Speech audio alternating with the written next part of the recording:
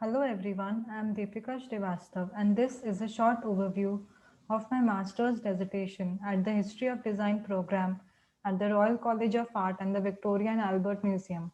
It is titled Reassessing Architectural Practice in Contemporary India, Case of Mumbai-based SJK Architects. A bit about myself. I am from India and have undergraduate education in an architecture school in India, and my experiences, observations, and the questions I had here led me to write this dissertation. One question which always baffled me is the build form and its output the only way to discuss architecture and an architect's practice? What are the other ways to discuss an architect's practice apart from the format of the monograph? One critique associated with the monograph is that it looks at architecture through the lens of the master architect, giving a picture that only one person is responsible behind the building, when in reality, several people and parties come together to create one building. So, the question I seek to explore is how can we represent narratives of architecture in a way which shows it as a collaborative practice and as a story of people who build and inhabit it? Having put forth the questions that form the basis of my inquiry, I will now set the context in which my research operates. India gained independence from British rule in 1947. The government formed after India's independence adopted a socialist model of development. However, in 1991, the tide in India changed. The year ushered in a new set of reforms which opened the Indian economy to the global market. Liberalization affected all industries in India, and architecture is no exception. The model of development that followed is rooted in real estate development. This is an image of an upscale neighborhood in Mumbai, which is India's commercial capital, and such development continues to accelerate here and all over India rapidly. Another important factor is the way the media covers architecture in India. Unfortunately, the picture that is often presented is of an architecture of indulgence. This includes weekend homes, resorts, and corporate offices, with the discussion exclusively focused on material, craft, style, and texture in an almost fetishistic manner. Having said this, I do realize that the landscape is slowly changing, and there are some magazines covering architecture's significance in a socio-cultural world. However, it needs to change much more. So, this discussion on material and style, though useful in its own right, fails to recognize the design process as being social. Any kind of creative production is a collaborative effort. Architectural production, too, occurs in collaboration with a number of agents, such as clients, contractors, and consultants, and is influenced by several factors, such as the education of the architects, the way the firm is organized, the city where the practice is based, among many others. This aspect of collaboration is often under discussed as monographs focus on the genius of one architect, the master. By focusing on this collaborative aspect is how I'm reassessing studio architectural practice in contemporary India.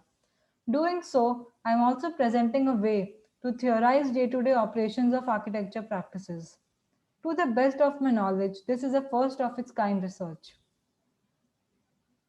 To assess architectural practice through the lens of collaboration, I have chosen to look at four aspects: geographical location of the studio, organizational structure, which refers to how many people work in the practice and what its internal hierarchy is, how well the practice has been covered by the popular and industry facing media, and what is the network of external collaborators which include its clients and consultants.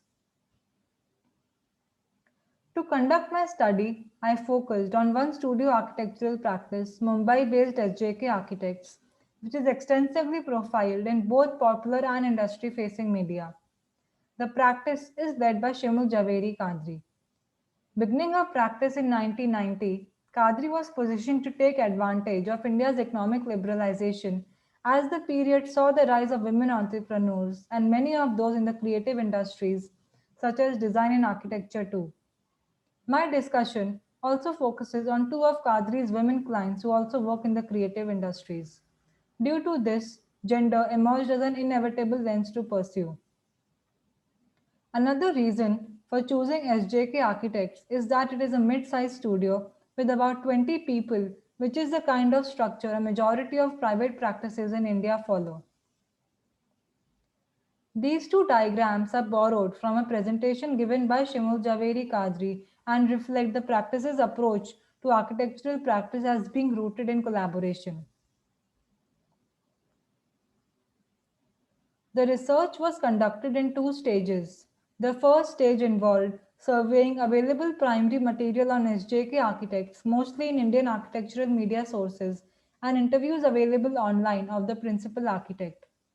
The second stage involved conducting an online interview with two of the design directors of the practice. The interview was conducted in one session for over an hour. As I mentioned earlier, gender is an inevitable lens to pursue, and I will discuss my key findings through this lens too.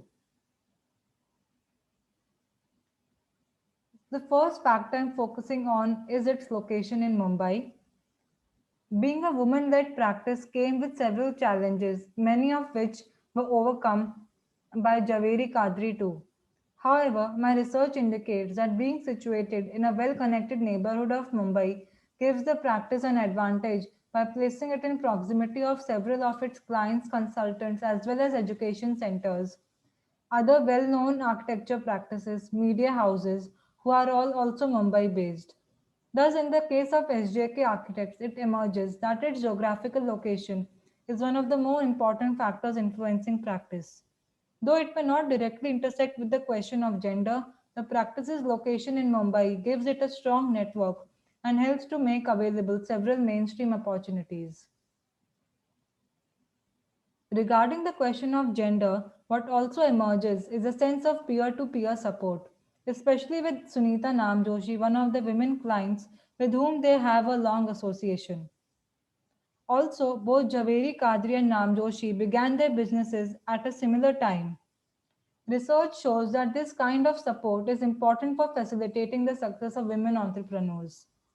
What resonated throughout the research also is that SJK Architect's approach to the question of gender is based more on humanism than feminism and is rooted in its implementation in day to day operations of the practice. This is reflective of the founder, Javeri Kadri's own belief as well. What also emerged is the importance of collaborating with external consultants and how such collaborations can elevate a project beyond leaps and bounds. For instance, for a private residence in a town near Mumbai, the practice collaborated with an environmentalist and water management expert from the beginning itself. The expert studied the plot for one full monsoon and suggested that the best way to utilize the land was to build a covered underground tank. This would turn the salty water sweet, conserve it, and also recharge the land. Building the tank benefited the surrounding community as well, as they no longer needed water from the tanker, and this changed the way the whole village worked. Though the brief for this project responded to a private residence, collaborating with an external consultant, in this case an environmentalist, changed the dynamic of the project, ensuring that it serves the community as well. I would like to conclude by asking what else can we do to represent architecture as a collaborative practice? I hope to make a contribution by working in the architectural media in India and see how I can create narratives which focus on such representations. A potential research route to take this ahead is also to look at the tensions between global capitalism, so called soft power of the creative industries, and the realities of architectural production in India. Thank you so much. Please do get in touch if you have any insights or would like to discuss a facet of my research. My email ID is mentioned here. Thank you.